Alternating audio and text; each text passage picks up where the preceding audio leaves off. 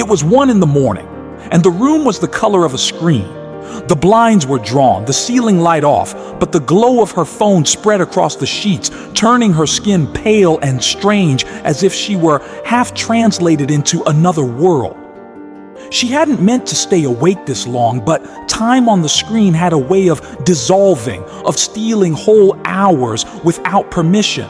RushTok had become her midnight ritual, swipe after swipe. There were girls who looked perfect in ways that felt both rehearsed and effortless. Their laughter was loud, yet carefully cut so it never lingered. Their movements mirrored each other, sharp and clean, as if belonging were a choreography anyone could master, if only you knew the steps. Thousands of comments flooded each video: angel, icon, future sister. The words scrolled like applause she could hear but never receive. She lay against the wall, half upright, watching in silence. The sound leaked from her earbuds, tinny and metallic, like laughter carried through a thin wall. Each clip seemed to whisper the same thing: "You are late. You are unchosen." At last she turned the camera on herself. The phone reflected her face with clinical precision, every pore, every hesitation, every forced curve of her mouth. She lifted her chin slightly, tried a smile, gentle, not desperate. Then again, a little wider. She pressed record, spoke a line she had practiced earlier that afternoon. Her voice caught. Delete, again, record, delete. The cursor blinked like an impatient eye. Her phone was no longer a device. It was a mirror that judged, a stage that demanded endless auditions. It asked her to be authentic, then punished her whenever she was. Each draft she erased was not just a video, it was a small burial of her own voice. She wondered if she was rehearsing herself out of existence. The contradiction gnawed at her. She longed for real connection, yet the only way she knew to chase it was through performance. She wanted to be seen for who she was, yet she dressed her words and gestures in borrowed clothing, fearing that the naked self would be invisible. Her chest tightened with a thought she had whispered before but never fully admitted. If I don't hurry, I'll be left behind. The phone vibrated in her palm, a sudden pulse that startled her. For an instant, she hoped it might be a message, a sign, an invitation, but it was nothing. A generic alert, a reminder she hadn't asked for. The emptiness of it weighed more than the silence before. She flipped the phone face down on the blanket, but its light still spilled sideways, faint, accusing. Outside the window, the campus slept. A late train sighed in the distance, dragging its horn across the night. Somewhere in the hall, a door slammed, then quiet returned. But inside the room, time was a predator. Every second felt like proof that she was falling behind. Another girl posted, another group formed, another belonging sealed without her. Her phone lay inches away, glowing faintly through the fabric. She stared at the ceiling but felt its presence like a demand. It was not just an object anymore. It was the weight of being measured, of being asked to prove herself endlessly. She turned onto her side, wrapped the blanket tighter, and breathed shallow, as though she could hide from its gaze. The question rose in her chest again, heavier now, unbearable in its silence. What if no one ever picks me? The phone glowed again, as if it could sense her hesitation. She picked it up not because she wanted to, but because leaving it alone felt worse. The scroll resumed. More clips, more faces smiling in perfect symmetry. She tried to keep her breathing steady, but her chest felt crowded, as though she were suffocating under the weight of other people's ease. She whispered into the quiet, "I need to hurry before it's too late." The words slipped out half-formed, fragile, yet they landed in the room like a sentence already decided. Her own voice startled her. It was the sound of someone confessing fear without meaning to. She remembered the way she had spent the afternoon, sitting cross-legged in front of the mirror, phone balanced on a stack of books, practicing smiles until her cheeks ached. She had tried different tones of voice, adjusting her laugh, softening her gestures. She had studied the clips that earned the most comments, dissecting them like a textbook. All of it in the hope of capturing something she could not name, a kind of belonging that promised safety but demanded sacrifice. The contradiction pressed harder. She longed to be real, yet every real attempt felt like failure. When she spoke as herself, her voice sounded thin compared to theirs. When she tried to copy them, she hated the reflection on the screen. She felt trapped in a corridor with two locked doors. Invisibility on one side, self-erasure on the other. Her phone vibrated again, lighting up with another notification that meant nothing. Still, her pulse quickened. She reached for it instinctively, ashamed of her own hunger, yet unable to resist. She opened the app, and the endless feed poured over her again, pulling her under. It was not connection. It was drowning. RushTok had grown larger than sorority rituals. It had become a map of the whole world. Perform. Be charming. Smile through the ache, or risk being left outside, nameless. She thought of the thousands watching, judging, deciding with a single tap who was worthy and who was not. She felt herself shrinking under their unseen gaze, a shadow performing for ghosts. Somewhere in her memory, she recalled words she had once read, that anxiety was not proof of failure, but the doorway to growth. Yet in her bones, all she felt was the terror of wasting time. Each second without posting was a second in which someone else was chosen instead. She felt herself sprinting toward an invisible finish line, though no one had told her what the prize would be. The phone in her hand grew heavier, as though it carried the sum of every erased draft, every swallowed truth. She stared at the reflection in its dark glass, the faint outline of her face hovering there. It looked both familiar and foreign, like someone rehearsed but never fully alive. She wondered, with a shiver, how long she could continue without vanishing completely. Her thumb hovered over the record button again. The pressure was unbearable, as if all of life were condensed into this choice: post or disappear. She wanted to scream, but even that felt rehearsed in her throat. Instead, she pressed delete once more, the screen clearing with an indifferent blink, erasing not just the clip, but the fragile hope that had accompanied it. The silence that followed was heavier than noise. She lay back on the bed, phone pressed to her chest like a weight she could not put down. The contradiction tore at her, sharper now, almost cruel. She craved authenticity but performed for validation. She wanted rest but felt guilty if she paused. She longed to belong but feared that to be chosen meant to lose herself entirely. In the dim light, the phone vibrated again. One more call to audition. She closed her eyes, whispering the question that gnawed at her. What if I never make it in time? What if I am already too late? The scroll broke without warning. For an hour, she had been swimming through choreographed perfection, smiles too wide, outfits too aligned, voices too sharp with cheer. Then, suddenly, the pattern shattered. The algorithm offered her something unpolished, a slip of rawness it had not meant to reveal. A girl sat alone in a parked car, eyes swollen, makeup streaked into uneven rivers. The camera shook slightly as she spoke. I didn't get picked. I don't know what's wrong with me. There was no soundtrack, no glitter, no clean transition to cover the silence after her words, just the hollow thud of breath breaking against the steering wheel. The clip lasted seconds, yet those seconds stretched. For the first time that night, the girl on the bed felt her own chest soften. It wasn't sympathy exactly, it was recognition. Here, finally, was a piece of honesty that had slipped past the gates. The screen was not showing success or belonging, it was showing what it cost to be measured and rejected.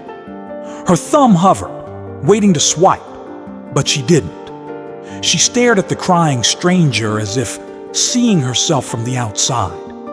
Every erased draft, every rehearsed laugh, every line spoken into the dark lens of her own phone, all of it condensed into the trembling face before her. She realized she had been rehearsing not to be chosen, but to disappear.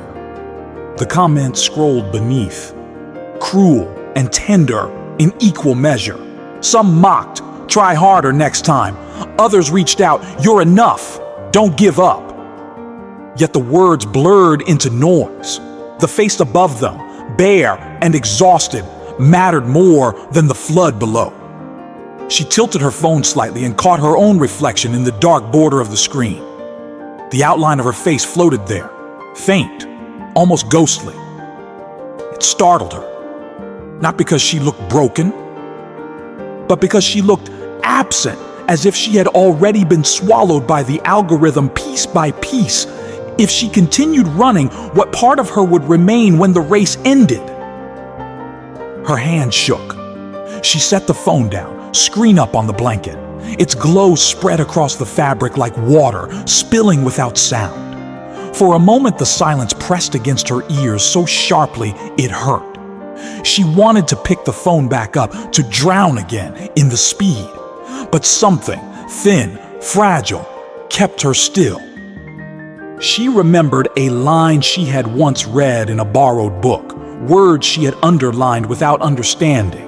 When we are no longer able to change the situation, we are challenged to change ourselves. Tonight, the meaning arrived with clarity. She could not slow the rush, could not halt the feed, could not bend the world into granting her belonging, but she could refuse to let it strip her down to nothing. She could pause, even if the world demanded she sprint. The thought did not arrive like thunder.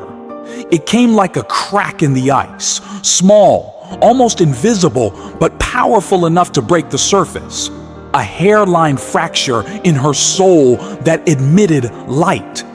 She realized if she kept rushing to belong, she would lose herself entirely.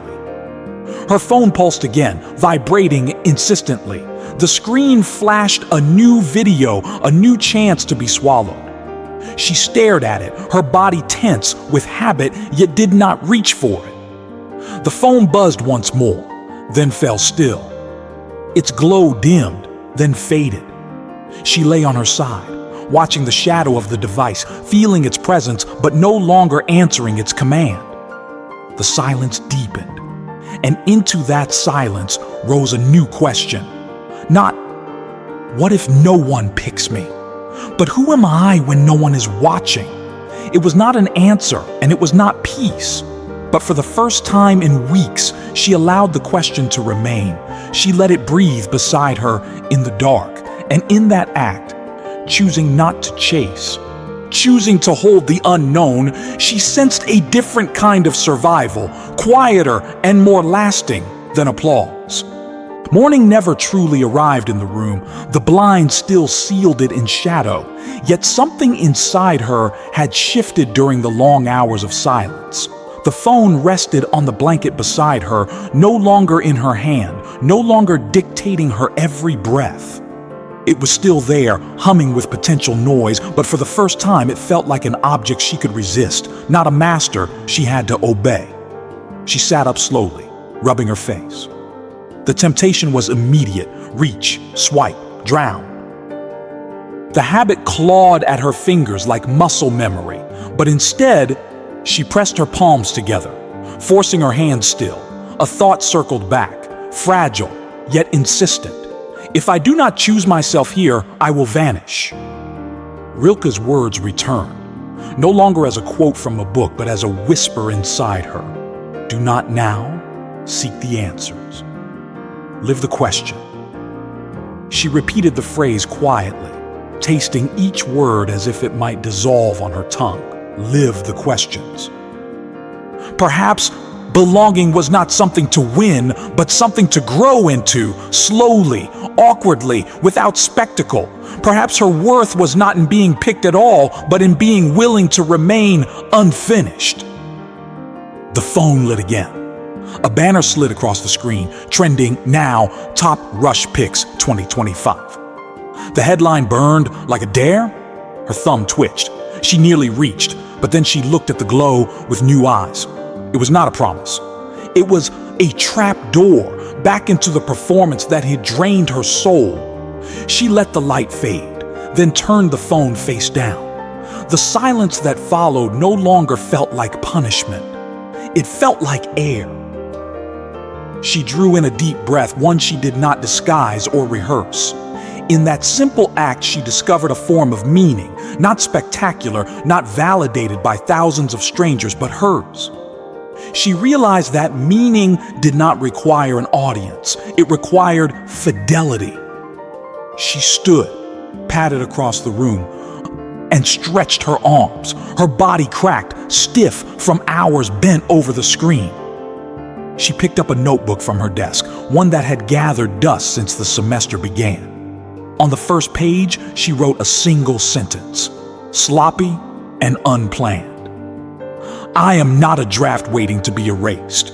It wasn't polished, it wasn't shareable, but it was true. The more she wrote, the more she felt the contradiction lose its grip. The world outside would still rush, girls would still post perfect clips, still earn their applause. But here, in the quiet, she had found something steadier than performance, a private space where questions could live without being solved in 30 seconds. Her phone buzzed again, insistent, but she no longer jumped. She let it vibrate on the desk, a small creature demanding attention while she kept writing. In the margin, she drew a square, her own symbol for the screen, and then a line through it. Not a rejection of the device itself, but of the demand that it define her. The world outside remained unaltered. Her followers had not grown, her social status had not changed, but the shift was internal and therefore decisive. She was not racing to be chosen. She was learning to remain, and in remaining, she had chosen herself.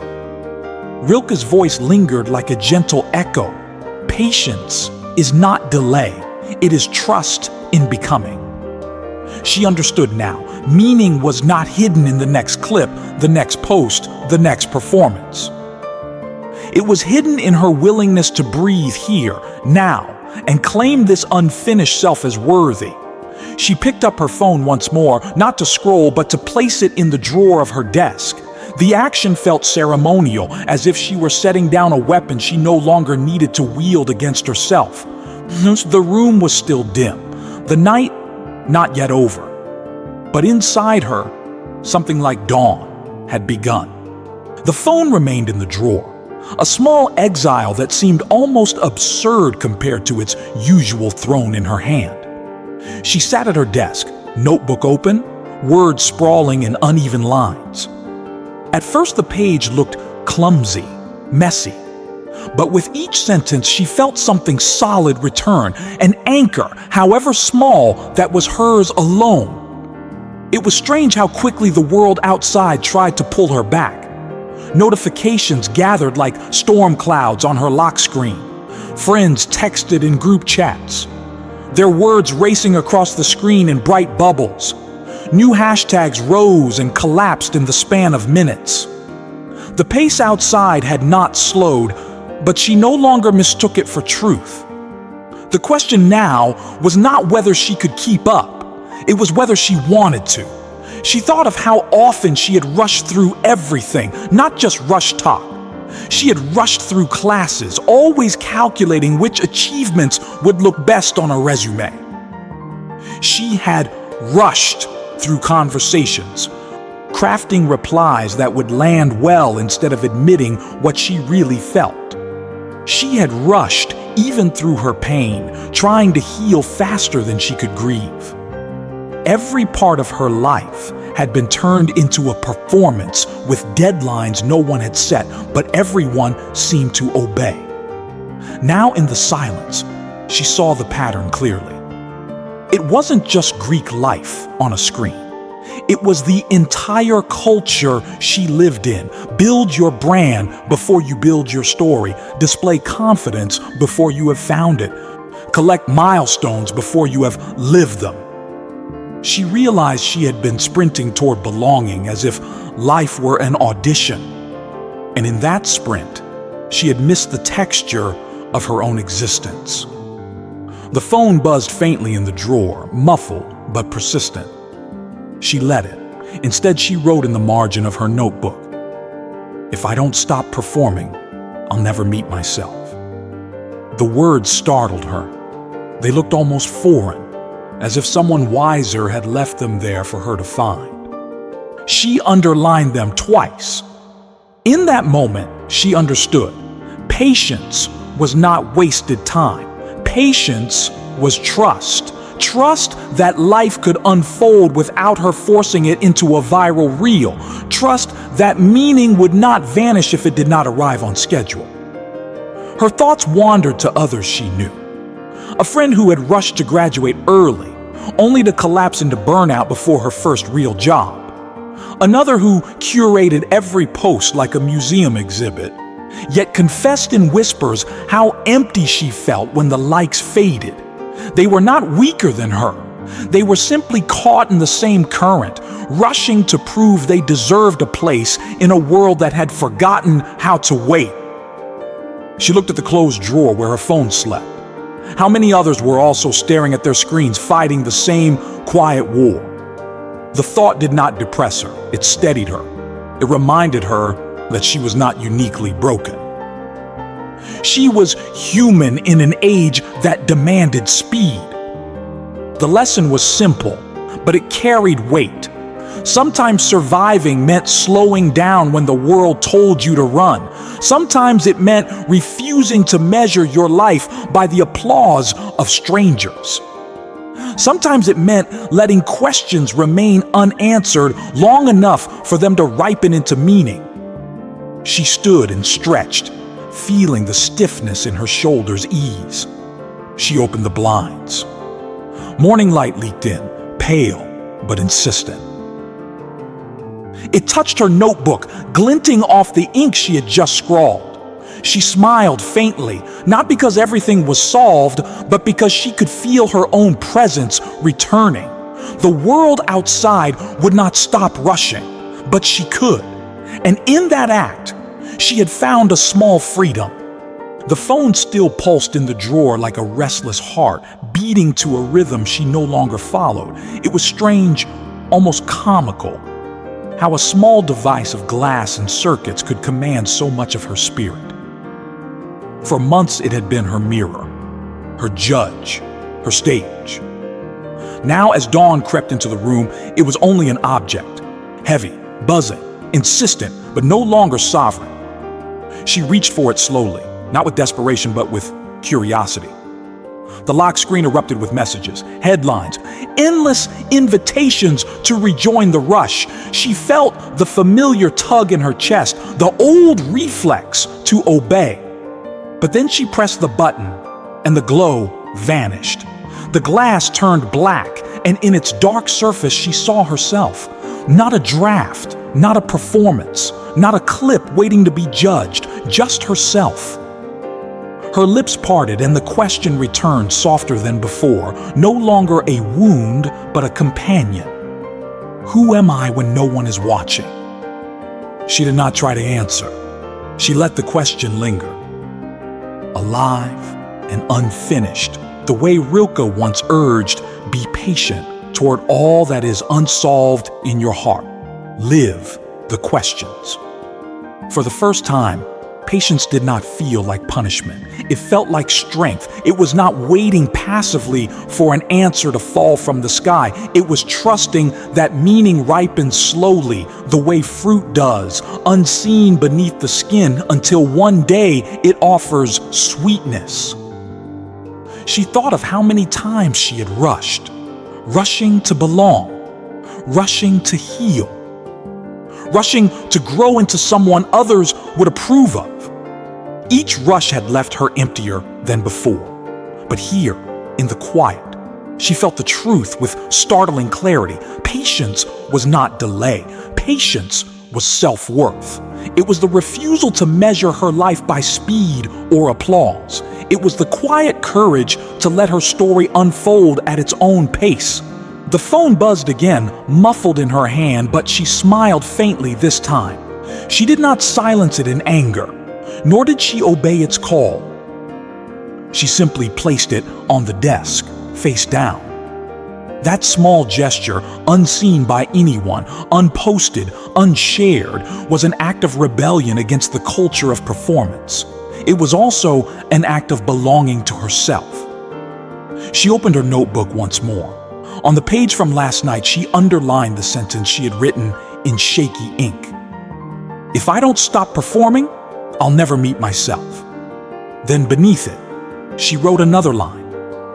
"Patience is not delay. It is trust in becoming." Her hand trembled, not with fear, but with relief. These words were not content. They were not a caption waiting for likes. They were markers on a private map, a map that pointed inward. She realized that even in an age of constant noise, meaning could still be cultivated in silence. She stood by the window, pulling the blinds higher. The light fell across her face, pale at first, but warming. Outside, the world was already moving, rushing. Students walked quickly across the quad, their phones lit in their hands. The current was strong, and she knew it would try to sweep her in again, but she had felt something stronger than the current. The stillness that gave her back her name, her call to herself, and to anyone who might share this struggle, was not to abandon the world, nor to despise technology, nor to seek some impossible purity. The call was gentler, more possible, to choose one small act each day that affirmed your own meaning rather than someone else's measurement. Turn the phone face down for an hour. Let a notification die unheard. Write one line of truth in a notebook no one else will see. Step into the morning without capturing it. Whisper your own question and let it live without rushing toward an answer. Such acts may look small, but they are not. They are seeds. In their patience, they grow roots. They hold us steady when the culture of performance demands we scatter ourselves into fragments. They remind us that belonging is not granted by strangers, but born in the quiet soil of self-worth. She inhaled deeply, the morning air cool against her skin. She did not feel chosen by anyone, and yet she did not feel lost. She had chosen herself. That was enough, more than enough. She closed her notebook, left it on the desk beside the phone, and whispered once more, not to the feed, not to the crowd, but to herself, "Live the questions." And in that whisper, patience no longer sounded like waiting. It sounded like freedom.